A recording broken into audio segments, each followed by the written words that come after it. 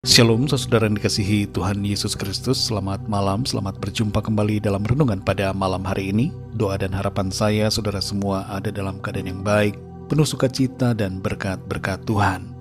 Sebelum kita mendengarkan renungan firman Tuhan, mari sama-sama kita berdoa. Bapa kami yang di sorga, Bapa dalam nama Tuhan Yesus Kristus, kami bersyukur untuk pimpinan penyertaan Tuhan di sepanjang hari ini. Oleh karena kemurahan-Mu saja kami dapat melakukan segala tugas dan aktivitas kami, dan semua kami dapat lalui berkat kekuatan-Mu. Pada saat ini kami mau mendengarkan sabda firman-Mu, urapi setiap kami ya Tuhan, dan berikan kami hati yang mengerti, serta taat kepada kehendak-Mu.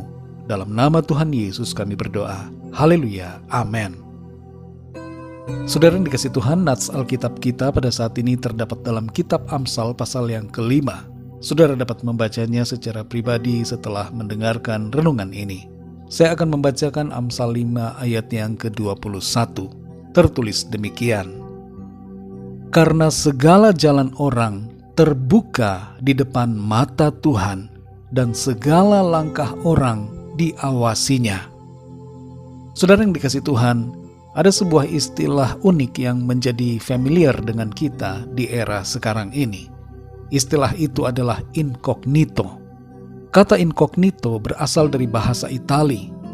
Dalam bahasa Latin disebut incognitus.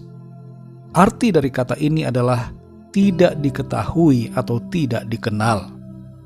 Banyak selebriti dunia yang bepergian atau makan di tempat publik secara incognito karena mereka tidak ingin dikenali oleh para penggemar atau orang-orang di sekitarnya. Mereka ingin menyembunyikan identitasnya supaya tidak terganggu. Dalam dunia intel, penyamaran secara incognito juga seringkali dilakukan dengan tujuan untuk mengelabui orang yang menjadi target dan agar identitas asli tidak diketahui. Dalam dunia kejahatan, ada banyak orang tampil secara incognito untuk menghindari jerat hukum. Google menyediakan fasilitas incognito untuk aktivitas browsing yang membuat pengguna tidak dapat dikenali saat beraktivitas di internet. Berbagai aplikasi dan media sosial juga memungkinkan orang untuk berincognito. Sayangnya saudara, incognito juga dipakai untuk berbagai tindak kejahatan. Saudara yang dikasihi Tuhan, sehubungan dengan incognito, firman Tuhan berbicara kepada kita bahwa tidak ada yang incognito di hadapan Tuhan. Semuanya terbuka di depan matanya. Dalam Amsal 5 ayat 21 tertulis, karena segala jalan orang terbuka di depan mata Tuhan, dan segala langkah orang diawasinya. Amsal pasal 5 ini berisi nasihat agar kita semua hidup dalam kesucian, menghindari percabulan, perzinahan, dan pengkhianatan atau perselingkuhan dalam pernikahan. Ini semua harus dimulai sejak masa muda. Jangan kita berpikir bahwa masa muda adalah masa untuk senang-senang dan hidup dalam kebebasan dosa. Kesucian hidup hendaknya dimulai sejak dini. Kita perlu menjaga hidup kita agar kudus di hadapan Tuhan dalam hal seks dan pergaulan. Ada konsekuensi buruk akibat dosa perzinahan dan pengkhianatan. Dalam pasal ini disebutkan di beberapa ayat mengenai dampak akibat dosa ini, yaitu kerugian materi, menimbulkan penyakit yang parah, tidak mengalami ketenangan, penyesalan yang mendalam, dan bahkan maut serta kebinasaan.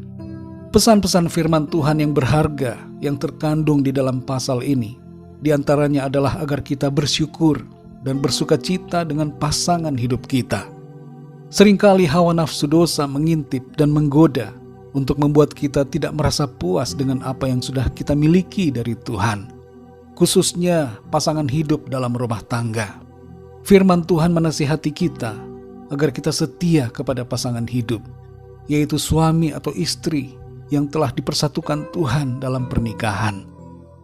Saudara yang dikasihi Tuhan, janganlah kita hidup dalam penyamaran atau incognito karena dosa-dosa tersembunyi yang kita lakukan secara diam-diam.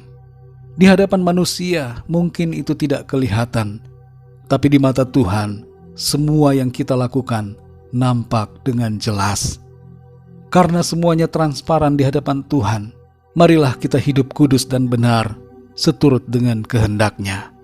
Tuhan tidak senang dengan pengkhianatan dan kemunafikan, tapi Tuhan mau agar kita hidup dalam kesetiaan dan kejujuran. Dalam Galatia 5 ayat 16 tertulis, "Hiduplah oleh Roh, maka kamu tidak akan menuruti keinginan daging."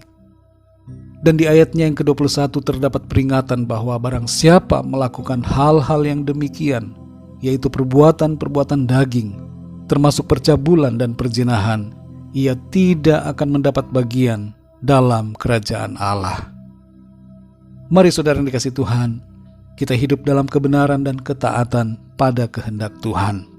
Bersyukurlah untuk teguran firman Tuhan yang kita dengar pada saat ini, karena bila kita ditegur, maka itu berarti bahwa kita disayang oleh Tuhan. Jagalah hidup kita kudus dan benar di hadapan mata-Nya, karena semuanya terbuka dalam pandangan Tuhan. Mari kita berdoa saudara. Bapa kami yang di surga, Bapa dalam nama Tuhan Yesus Kristus, kami bersyukur untuk firman-Mu yang sudah kami baca, kami dengar dan renungkan pada saat ini, yang menegur dan mengajar kami, untuk kami hidup dalam kebenaran, hidup jujur di hadapan Tuhan, tidak bersembunyi, tidak memakai topeng-topeng di hadapan-Mu, tidak hidup dalam kemunafikan atau pengkhianatan, tapi hidup dalam kebenaran, dalam kesetiaan dan kejujuran di hadapan Tuhan. Pimpinlah ya Tuhan setiap langkah hidup kami, supaya kami senantiasa terhindar dari segala godaan dan pencobaan. Kuatkan hati kami ya Roh Kudus, supaya kami melawan setiap intimidasi iblis, segala tipu daya setan yang mau mencoba untuk menjatuhkan kami ke dalam dosa. Teguhkan hati kami ya Tuhan, dan kami mau sungguh-sungguh berkomitmen untuk mengasihi Engkau ya Tuhan Yesus, dan hidup seturut dengan firman-Mu. Terima kasih Bapa untuk firman-Mu. Teruslah berbicara kepada kami ya Roh Kudus, dan bimbing kami untuk selalu ada dalam jalan firman-Mu. Berkati kami dan lindungi kami di sepanjang malam ini. Lingkupi kami dengan kuasa dan kasih-Mu Tuhan. Lawatlah setiap kami yang sedang dalam kebutuhan, dalam keadaan sakit, dalam masalah persoalan, agar Tuhan memberikan pertolongan. Yang sakit Tuhan sembuhkan, yang lemah Tuhan kuatkan, yang terikat oleh dosa Tuhan lepaskan, yang mengalami gangguan kuasa kegelapan Tuhan berikan kemenangan, dan yang sedang dalam masalah persoalan Tuhan berikan pertolongan-Mu yang ajaib dalam hidup mereka. Terima kasih Bapa, kami bersyukur, kami percaya berkat damai sejahtera dan kasih karunia Tuhan senantiasa berlimpah dalam hidup kami. Dalam nama Tuhan Yesus Kristus, Tuhan dan Juru Selamat kami berdoa dan mengucap syukur. Haleluya, amin. Puji Tuhan, saudara yang dikasihi Tuhan, saya percaya firman Tuhan menjadi berkat dan kekuatan buat saudara semua, dan Roh Kudus akan menolong saudara untuk lebih lagi memahami kebenaran firman Tuhan. Tuhan Yesus memberkati saudara semua. Sampai jumpa dalam renungan yang berikutnya. Haleluya.